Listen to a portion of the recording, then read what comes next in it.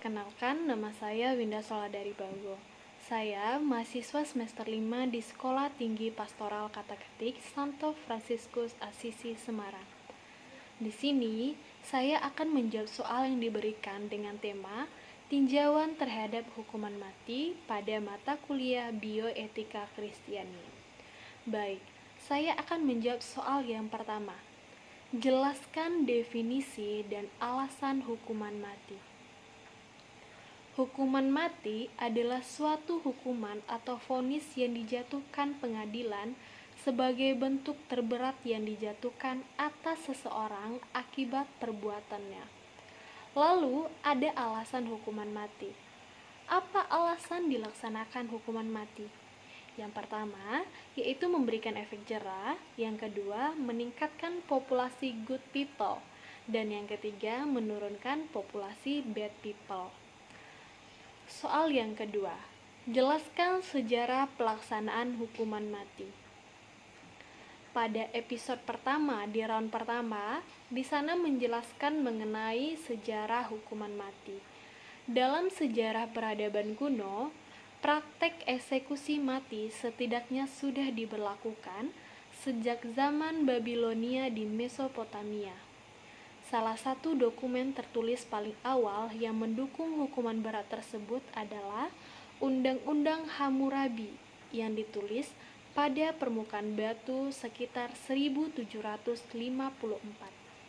Lalu, saya mendapatkan juga dari internet mengenai sejarah pelaksanaan hukuman mati.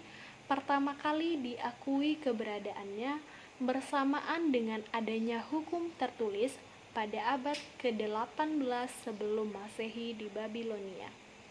Dalam sejarah dikenal beberapa pelaksanaan hukuman mati. Yang pertama, hukuman cambuk, yang kedua hukuman pancung, yang ketiga sengatan listrik, yang keempat hukuman gantung, yang kelima suntik mati, yang keenam hukuman tembak, yang ketujuh rajam, dan yang kedelapan adalah kamar gas. Baik, soal yang terakhir adalah soal nomor 3. Jelaskan alasan mahasiswa setuju atau tidak terhadap hukuman mati. Saya tidak setuju dengan hukuman mati. Mengapa saya tidak setuju? Saya tidak setuju dengan hukuman mati. Mengapa saya tidak setuju? Karena setiap manusia memiliki hak untuk hidup. Ada beberapa dokumen gereja Katolik dan kitab suci yang saya temukan di mana menolak akan adanya hukuman mati.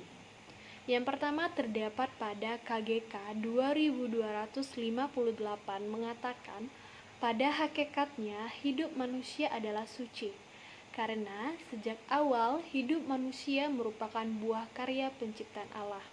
Yang kedua terdapat di kitab suci Ulangan 32 ayat 39 mengatakan hidup dan mati berada dalam kuasa Tuhan. Dan yang ketiga adalah Evangelium Vitae 9 mengatakan Allah tidak menghukum Kain dengan pembunuhan karena ia lebih ingin pendosa bertobat daripada mati.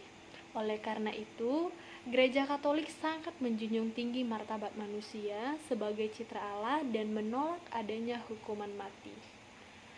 Pada PPT di episode ketiga, di sana ada juga dibahas mengenai homo religius, di mana dijelaskan mengenai pertanggungjawaban kita kepada Tuhan bagaimana. Bukankah Tuhan memerintahkan jangan membunuh, dan yang berhak mencabut nyawa hanya Tuhan saja. Lalu, manusia tidak seharusnya membunuh ciptaan Tuhan, apalagi sesamanya manusia hanya untuk kepentingan politik atau alasan apapun.